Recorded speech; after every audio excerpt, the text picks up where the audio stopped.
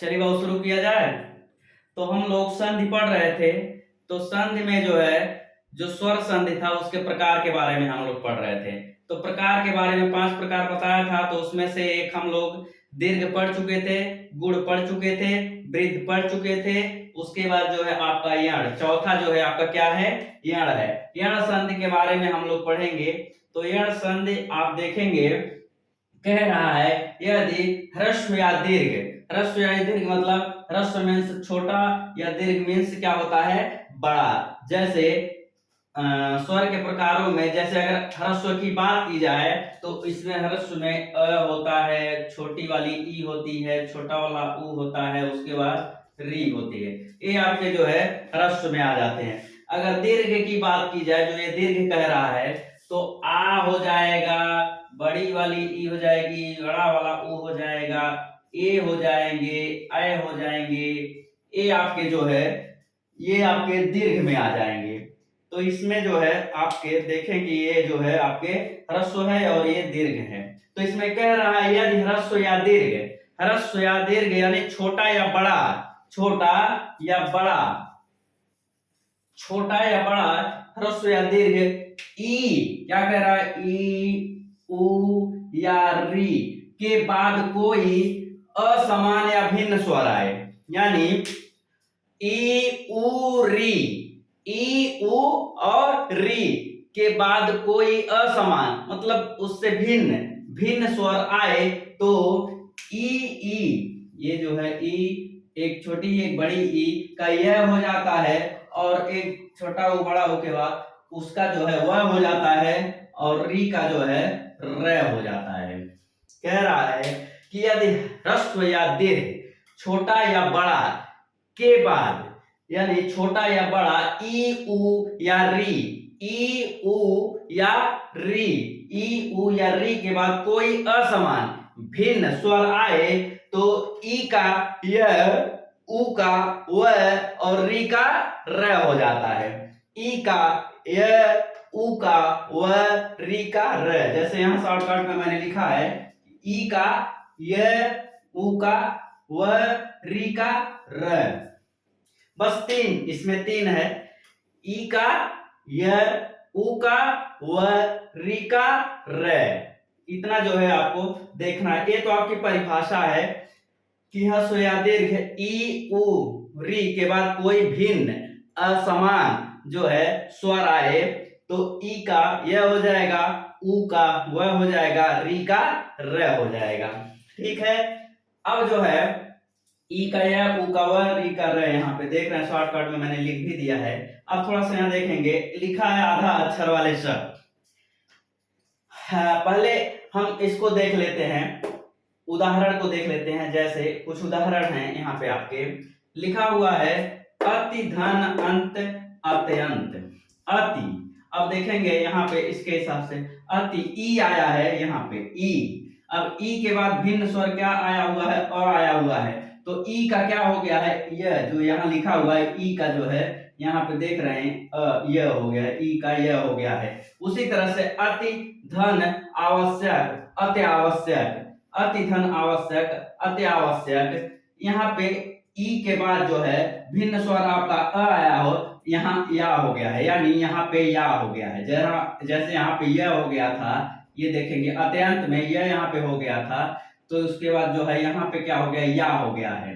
तो वही कह रहा है ई का यह हो जाता है अति ई का जो है यह हो जाता है। तो देखेंगे ई का यह हो गया है, यहाँ भी ई का जो है यह हो गया है और भिन्न स्वर क्या है आपके अ आए हुए हैं, यानी ई के बाद भिन्न स्वर आपके अ आए हुए हैं और ई का जो है यहाँ यह हो गया है।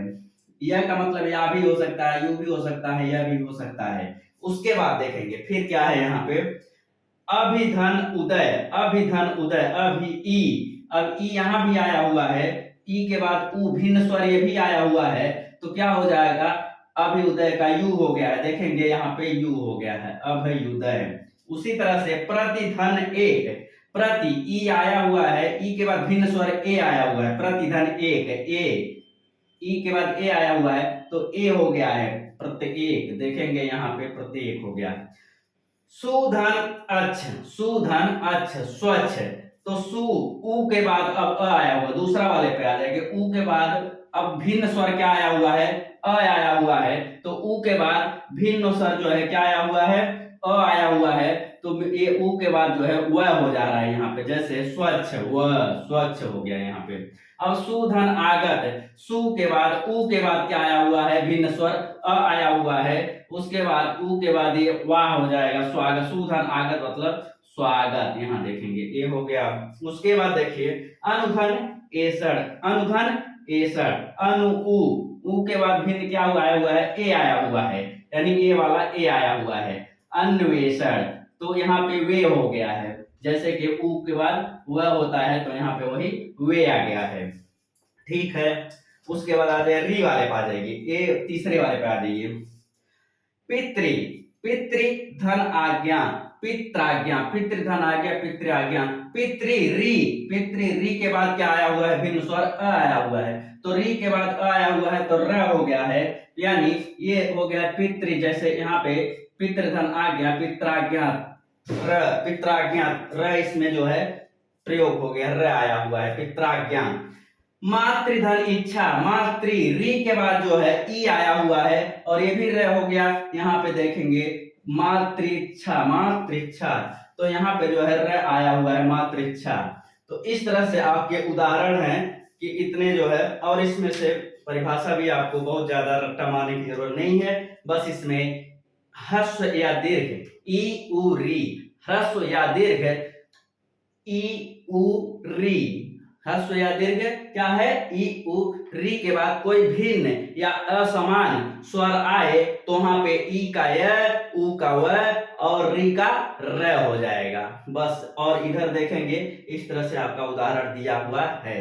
दूसरा जो मैं यहाँ आधा अक्षर वाले शब्द जैसे लिखा हुआ हूँ, आधा अक्षर जैसे आधा अक्षर अक्सर प्रयोग इसमें होता है, आधा अक्षर वाले शब्द जो होते हैं वो अमूमन जो है ज्यादा से ज्यादा क्या होते हैं, यण संधि होते हैं। जैसे देखेंगे इसमें भी आधा त है, आधा त, आधा भ, आधा त, आधा स, छ है, च है, आधा स, आधा न है। उसके बाद जो है एक पितृआज्ञा, मातृआज्ञा, ये सब ऐसे शब्द, या फिर अति आवश्यक, अत्यधिक, ये सारे चीज जो है, मतलब कहने का मतलब मेरा ये है कि अक्सर जो है आधा अक्षर जो होते हैं वो जो है यण संधि ही होते हैं, जिनके बीच में या पहले आधा अक्षर आ जाए, या दूसरी बात जो है ऊट पटांग टाइप के जैसे शब्द जो होते हैं, ऊट पटांग टाइप के शब्द जो आपको थोड़ा सा कठिनाई हो लिखने में, उसको जो आपको क्या हो लिखने में थोड़ी सी कठिनाई हो, वो जो है जैसे अन्वेषण हो गया, पित्राज्ञा, मात्राज्ञा, स्वच्छ, अभ्युदय, ये सब थोड़ा सा लिखने में दिक्कत हो, या फिर थोड़ा सा शब्द जो है अटपटा लगे, उसी को यण संधि, जैसे यण मतलब एड़ी समझ लो आप, एड़ी समझते हो ना, एड़ा, ये वाला एड़ी, ये नीचे का जो होता है एड़ी, तो एड़ी से जैसे कहते हैं सब अभी एक एड़ा मारेंगे बैठ जाओगे, या कहती हैं सब एक एड़ी मारा बाबा बैठ जाएगो, तो ये एड़ी वो ऊट पटांग काम हो गया ना, एड़ा से मारना, एड़ी से मारना ऊट पटांग काम हो गया ना, तो उसी अरे एक उदाहरण दे रहा हूँ जी, उसी प्रकार से जो है यण संधि जो है एड़ा वाला, यानी वो खराब काम है, तो ऐसे ही ये जो है थोड़ा सा ऊट पटांग जो लगे आपको, वो भी ऊट पटांग काम है, मारना वरना, मारना नहीं चाहिए, तो मारना ऊट पटांग काम है। उसी तरह थोड़ा सा जो शब्द अटपटा लगे और आधा अक्षर रहे, तो अक्सर जो है और किसी संधि में न फिट बैठे, तो मान के चलो यण संधि अक्सर होता ही है वो। तो यहाँ पे जो है आपका परिभाषा हो गया, और ये जो है आपके कुछ उदाहरण हो गए। आई बात समझ में? वेरी गुड, आ गया तो अच्छी बात है। जो नहीं समझ में आया वो हमसे फिर पूछ लेंगे आप। फिर जो है अब आगे बढ़ेंगे। यण हो गया, एक और बचा हुआ है इसमें प्रकार में अयाज, उसको फिर हम लोग लेके आगे चलेंगे।